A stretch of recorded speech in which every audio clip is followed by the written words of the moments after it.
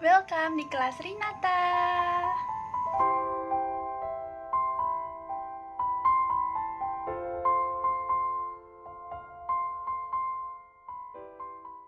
Halo teman-teman, selamat datang di kelas Rinata.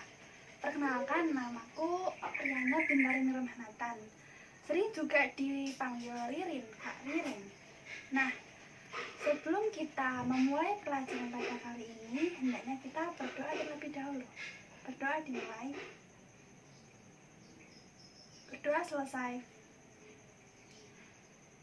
Kakak di sini sebelum kita menginjak ke materi, kakak ingin mengingatkan untuk kalian stay terus di rumah, stay home untuk kesehatan dan keamanan kita semua. Semoga kita selalu sehat dan senantiasa dalam perlindungan Allah Subhanahu wa Ta'ala. Amin. Nah, sekarang kita menginjak ke materi nih. Kira-kira materi apa yang kita bahas hari ini ya? Kalian pernah nggak melihat ayam? Itu kan mesti itu awalnya dimulai dari telur. Nah, gimana sih itu kenapa telur bisa menjadi ayam? Ada sistem apakah yang berperan pada siklus hewan itu? Nah, ya, yang berperan adalah sistem reproduksi pada animalia. Tentunya ayam termasuk animalia, bukan? Nah, sekarang kita akan membahas tentang sistem reproduksi animalia. Nah, kalian pasti penasaran nih, gimana sih Kak sistem itu dari telur menjadi ayam? Itu gimana sih caranya Kak? Oke, kalian masih penasaran. Yuk kita belajar.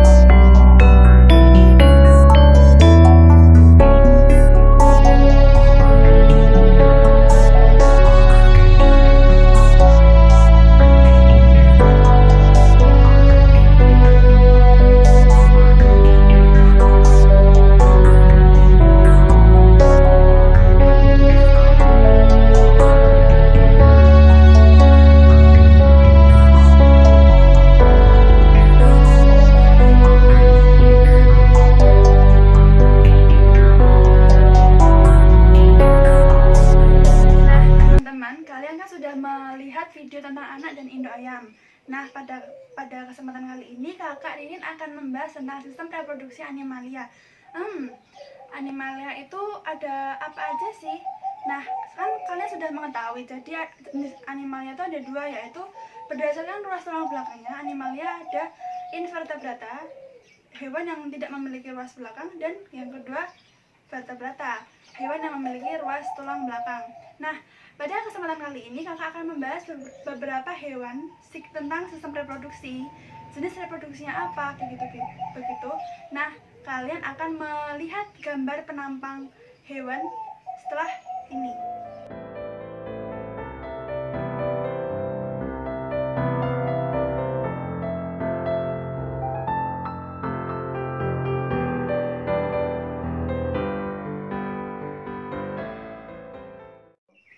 Nah, setelah kalian menyimak gambar-gambar hewan tadi itu ada apa aja sih? Yuk, yang pertama adalah hewan porifera, yang kedua adalah Coelenterata, yang ketiga adalah Platyhelminthes, yang keempat adalah Nemathelminthes, yang kelima adalah Mollusca, yang keenam adalah Arthropoda, yang ketujuh adalah amfibi, dan yang kedelapan adalah Aves. sebelum kita menginjak bahasan sistem reproduksi setiap hewan, maka sangat penting kita mengetahui jenis sistem reproduksi tersebut. Nah, ada dua macam jenis sistem reproduksi. Yang pertama, secara vegetatif aseksual, di mana pasangan membentuk keturunan baru tanpa adanya sebuah perkawinan. Yang kedua adalah secara generatif atau secara seksual, di mana dibutuhkan perkawinan terlebih dahulu agar bisa terbentuk keturunan baru. Oke, kita menginjak yang pertama, sistem reproduksi pada porifera. Nah, setelah ini akan ada video tentang reproduksi tentang porifera. Kita simak dulu yuk. In some metazoan animals, sponges, peculiar asexual bodies, known as gemmules or statoblasts, which are composed of undifferentiated cells that contain stored food materials. These cells are enclosed and protected by monoaxon spicules. By destruction of parent body, develop into new individuals in the favorable conditions. Pertama kali kita akan membahas sistem reproduksi pada porifera. Nah, porifera memiliki sistem reproduksi ada dua macam, yaitu secara aseksual dan seksual. Secara aseksual, dia ditandai dengan adanya pembentukan tunas untuk membentuk individu baru. Kemudian apabila tunas ini menempel pada kondisi lingkungan yang cocok, ia akan terbentuk porifera baru atau disebut dengan building, kuncup. Nah, jika kondisi lingkungannya kurang menguntungkan, pH-nya kurang, suhunya kurang, ia akan membentuk gemulai. Nah, selanjutnya kita akan membahas reproduksi seksual pada porifera. Reproduksi seksual itu terjadi apabila sel sperma bertemu dengan sel telur, maka akan menghasilkan sel arkeosit. Nah, dapat dilihat gambar di samping ini. Ini ada gambar porifera dewasa. Ini adalah sel sperma dari porifera satu menuju ke porifera yang lain, masuk melalui celah, kemudian apabila bertemu dengan sel telur, maka ia akan membentuk sel ameobosit. Yang nomor 2 ini dapat dilihat.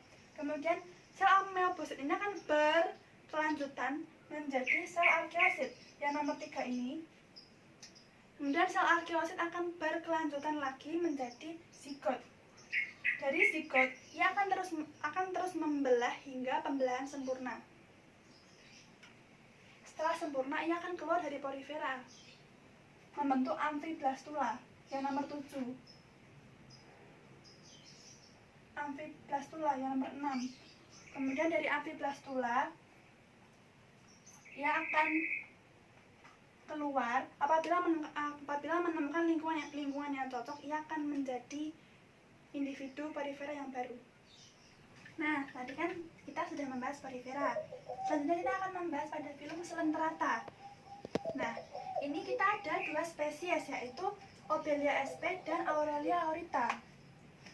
Yang pertama, Obelia sp itu terjadi reproduksi secara vegetatif dan generatif.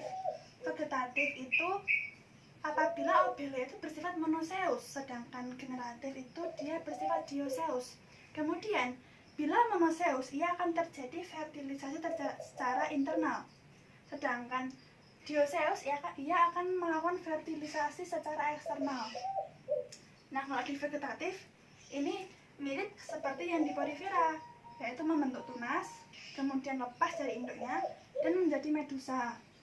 Setelah itu, perkembangan biakan vegetatif hasil akhirnya adalah medusa, sama seperti dengan vegetatif, sama dengan generatif, mohon maaf. Nah, ini generatif, pindah ya biar gambarnya kelihatan. Nah, ini kan dimulai dari gonospora, dapat kalian lihat. Ini adalah gonospora yang telah dewasa, yang memiliki juluran-juluran seperti ini adalah hidran, ini adalah tentakel untuk menangkap mangsa. Kemudian yang tidak punya tentakel ini adalah merupakan tunas medusa. Nah, dari tunas medusa ini, ia akan melepaskan diri dari induknya dan akan berkembang menjadi medusa dewasa. Seperti ini.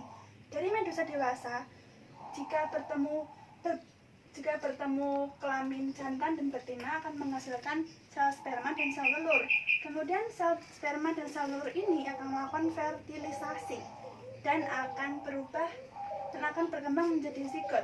Zigot menjadi morula, kemudian blastula, kemudian planula, larva bersilia, kemudian menjadi obelia muda.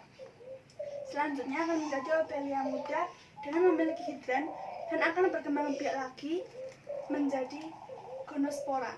Begitu. Nah, kita akan menuju ke Aurelia aurita, di mana dia sifatnya dioecious atau internal. Dioecious di Aurelia aurita ini fertilisasinya internal, teman-teman. Jadi kalau yang di obelia itu, kalau dioecious ini adalah eksternal, tapi kalau di Aurelia aurita ini dia dioecious fertilisasinya secara internal. Nah, ini dimulai ketika medusa dewasa, ini adalah jantan betina bertemu menghasilkan telur, sel telur dan sel sperma akan fertilisasi menghasilkan zigot. Nah, pada dasarnya prinsip antara dua spesies ini adalah sama, yaitu zigot, morula, blastula, planula. Nah, bedanya kalau di Aurelia aurita ini, dia dari planula, ia akan melepaskan diri dari induk betinanya dan akan menuju ke suatu substrat yang cocok hingga membentuk polip. Kemudian polip ini akan bertunas, nah, dan berkembang lagi menjadi sciphistoma yang bentuknya menyerupai seperti terompet, bukan? Nah, ini juluran-juluran ini adalah tentakel, gunanya untuk menangkap makanan. Kemudian dari sciphistoma dia akan tumbuh terus-menerus dan bertumpuk-tumpuk yang disebut dengan strobila. Nah, hingga pada akhirnya tumpukan terakhir ini akan melepaskan diri dari induknya, kemudian menjadi bakal medusa muda, dan dari ini bakal medusa muda akan berkembang lagi menjadi evira. Nah, evira ini akan berkembang menjadi medusa dewasa. Selanjutnya kalian dapat melihat video setelah ini. Some cnidarians evolved in a dramatically new direction.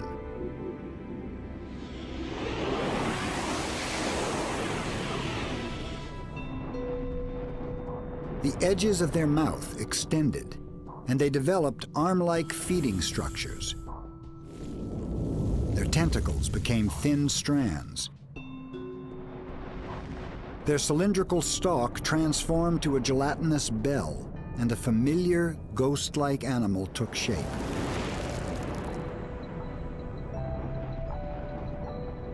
With the evolution of jellyfish, cnidarians may well have been the first animals to swim the world's oceans.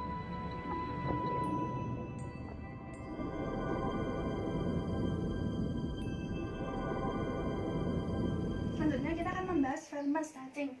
Ada 3 spesies, yaitu Planaria, Fasciola hepatica, dan Taenia solium. Planaria sp dapat bereproduksi dengan generatif maupun vegetatif. Generatif dengan sel sperma bertemu dengan sel telur, dan vegetatif dengan cara fragmentasi atau pemotongan tubuh. Jadi tubuh Planaria akan berpotong-potong, kemudian tiap potongan itu dapat menjadi individu baru. Nah, kemudian yang Fasciola hepatica, kita mulai dari ini, telur Fasciola hepatica ini telur bersama feses. Kemudian telur ini hidupnya di air dan berkembang biak menjadi Miracidium. Dari Miracidium ini dia hinggap di siput, dan di siput ini dia akan melakukan perubahan lagi menjadi Sporokis dan Redia. Dari Redia ini dia akan berubah menjadi Cercaria. Nah, Cercaria dapat masuk ke dalam tubuh hewan maupun manusia. Di tubuh hewan akan keluar bersama feses, sedangkan di manusia akan tinggal di hati. Nah, tinggal di hati dari Cercaria akan berubah menjadi Metacercaria. Kemudian dari Metacercaria akan berubah menjadi cacing dewasa. Nah, selanjutnya kita akan membahas tentang Taenia solium. Ini fertilisasinya terjadi di dalam proglotit. Proglotit itu adalah telur dari Taenia solium. Nah, biasanya telur ini keluar bersama feses. Kemudian feses itu hinggap di sayuran, kemudian dimakan oleh babi dan manusia. Nah, dari ini ketika masuk akan turun akan masuk ke dalam usus. Nah, di babi, di usus ini akan terbentuk embrio heksakan, kemudian hinggap di rangka yang ada di daging. Apabila daging ini tidak dimasak dengan benar, maka dapat dikonsumsi oleh manusia, dan manusia itu di dalam ususnya dihinggapi oleh Taeniasolium. Selanjutnya kita akan membahas di Nematelmintes. Ada 2 spesies, yaitu Ascaris lumbricoides dan 2 cacing tambang. Ascaris lumbricoides itu berawal dari telur, kemudian keluar bersama feses dan masuk ke dalam tubuh inang melalui makanan yang kurang higienis. Kemudian di sini telur itu menetas menjadi larva. Nah, dari larva ini akan menembus dinding halus dan berpindah melalui darah dan akan menuju ke faring, dan faring akan menuju ke usus. Di usus inilah cacing ini akan menjadi cacing dewasa. Kemudian kita lanjut ke cacing tambang. Dia berawal dari telur, keluar bersama feses, kemudian berubah menjadi larva Rhabditiform, lalu berkembang biak menjadi larva Filariform, dan dapat menginfeksi manusia melalui air yang tercemar yang masuk ke dalam pori-pori kulit pada manusia. Kemudian di sini dari kaki cacing ini akan mengikuti aliran darah dan akan menuju di usus. Nah, di usus inilah akan menjadi cacing tambang yang sudah dewasa. Selanjutnya kita akan membahas pada filum Arthropoda, tepatnya di insekta, yaitu kupu-kupu. Tentu kalian sering mengetahui reproduksi pada kupu-kupu ini dari telur, ulat, kepompong, kemudian kupu-kupu muda, lalu di kupu-kupu dewasa. Nah, selanjutnya kalian dapat mengamati video yang kakak tayangkan setelah ini. A larva hatches out from an infective egg laid in the intestine of the host.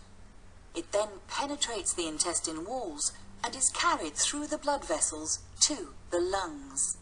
From the lungs, it moves to the lumen of the respiratory tract and then into the throat, which becomes swollen as a result of coughing. From the throat, the larva returns to the small intestine where it matures. Female Ascaris lumbricoides lay more eggs up to 200,000 a day in the lumen of the intestine. The eggs are excreted in the feces, and once in the external environment, they reach the stage of the so-called invasive egg containing a larva. Only then do they become infective. Infection occurs when the eggs reach the alimentary tract, for example, when the host consumes contaminated fruit or vegetables. Once in the small intestine, the eggs begin to develop, thus completing the life cycle of Ascaris lumbricoides. Soal animalia. 3, 2, 1, mulai. Cara reproduksi Obelia adalah dengan D. Pembentukan tunas dilakukan oleh gonangium dan berkembang menjadi medusa. Yeay, congratulations. 2. Sel telur porifera berasal dari sel, ya harusnya amebosit, nanti akan membentuk sel gamet arkeosit. Semangat ya. Kita lanjutkan nomor 3. Pembuahan telur yang sudah masak pada individu cacing pita berlangsung dalam, ya betul, proglotid yang akan keluar bersama feses. Kita next nomor 4. Larva Taenia bersarang di dalam otot sapi adalah, nah harusnya onkosfer, akan berubah menjadi larva Cysticercus. Nomor 5. Sel nematokis terdapat pada hewan, ya betul, selenterata, yaitu sebagai alat penyengat yang terdapat pada tentakel berisi hipnotoksin atau racun yang dapat melumpuhkan syaraf. Pelajaran dari kakak, apabila ada kesalahan mohon maaf, dan semoga ilmunya ini dapat bermanfaat. Jika kalian suka, kalian like, comment, subscribe, and share to your friends. Bye.